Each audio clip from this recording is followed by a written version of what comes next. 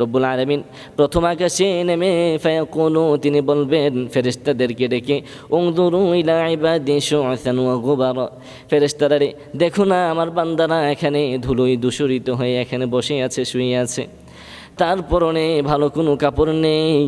আমি তাকে হুকুম করেছিলাম, আদেশ করেছিলাম যে তুমি আমার এখানে যখন আসবে তখন সেলাইযুক্ত কাপড় পরতে পারবে না। আমার বান্দা আমার হুকুমকে মান্য করে সে সেলাইযুক্ত কাপড় পরে নাই, সেলাইবিহীন কাপড় পরে এসেছে, দুই টুকরো কাপড় পরে এসেছে। ফেরেশতাদেরকে আল্লাহ তাআলা রব্বুল আলামিন ডেকে বলে ফেরেশতারা তোমরা সাক্ষী থাকো আমার বান্দাদের জীবনের যত গুনাহ রয়েছে সবগুলো গুনাহকে আমি ক্ষমা করে দিলাম। কারণ আমার বান্দাদের বাড়িতে তো টাকা পয়সা অভাব নাই, বিল্ডিং আছে, আট্টানিকা আছে, তারা যদি চাইতো এই মরুভূমিতে ছামিয়ানা নেই, ছাদ নেই, এই জায়গার মধ্যে তো তারা শুয়ে থাকার কোনো প্রয়োজন ছিল না। আমার প্রেমেই তো তারা এসেছে।